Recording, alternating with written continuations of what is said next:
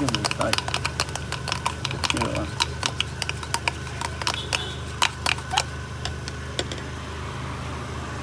Ôi cái từ nó kia.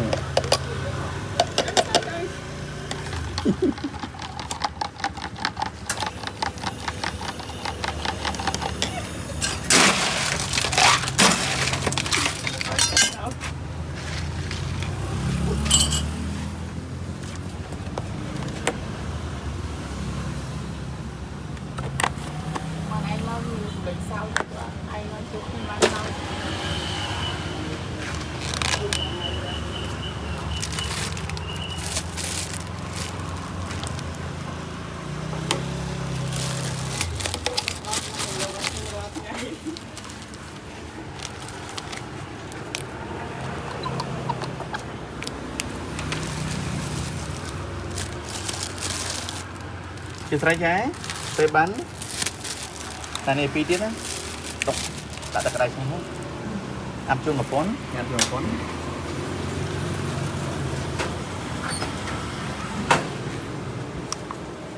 Học con ra.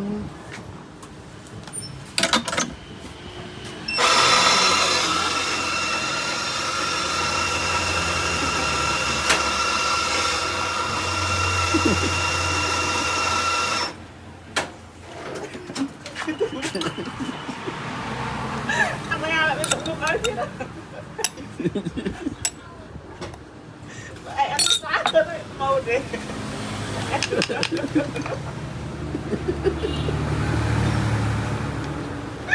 đưa ra, chưa lần mua đấy. Mà chơi với lại ăn chèn đi. Người ta sẽ bắt xích ra đây rồi vào lên. Nó chưa đang cho đi luôn.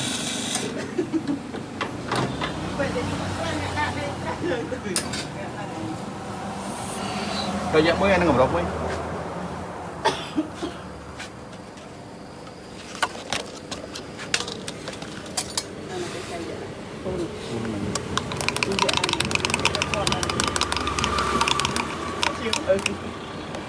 Em lại cũng pin mặt kéo nó cuốn. Ấy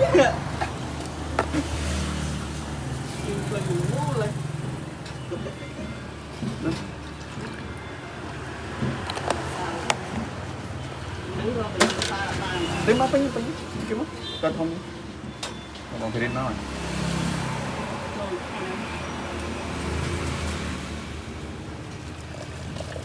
Chấm chọn vuông không? lần thứ mỗi là cái chọn khơi được một vùng hả? Thấy không?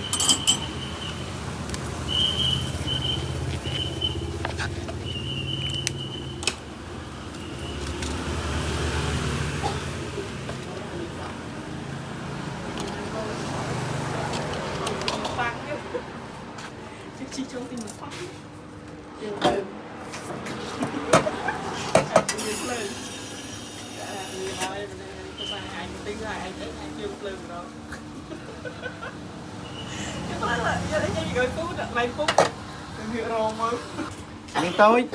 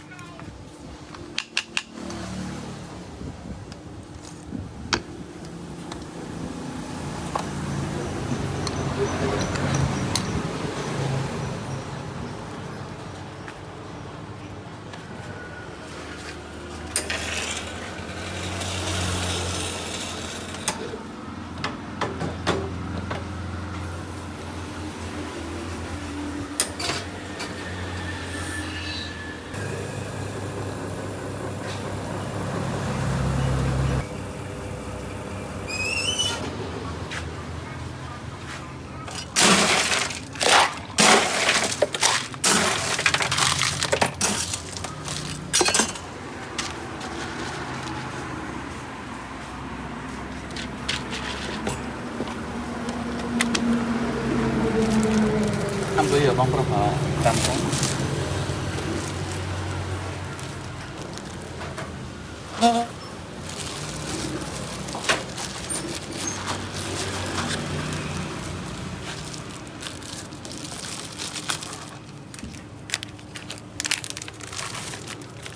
đó là một con bóng này free rồi bóng phí nó sẽ riêng cà phê nâng đài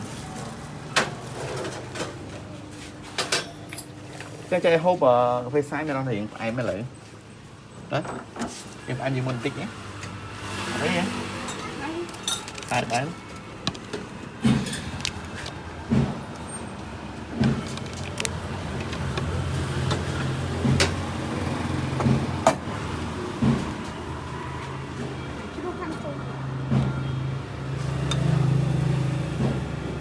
em phải đến tao cho riêng này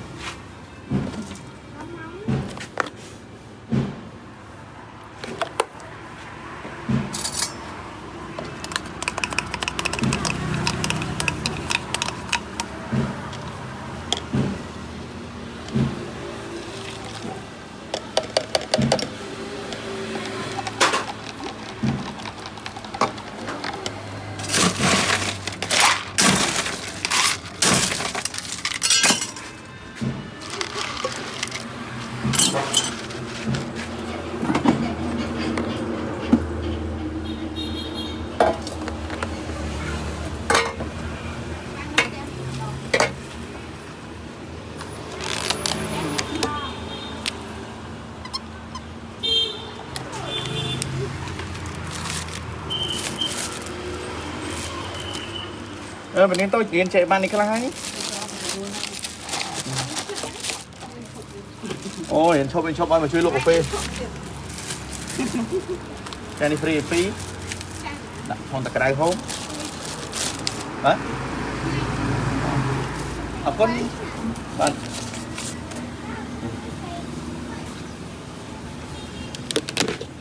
nói không làm sao mà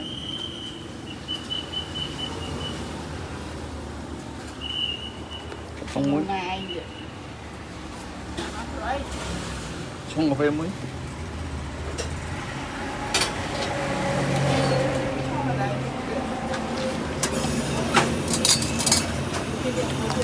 này stand by chồng lần muốn lắm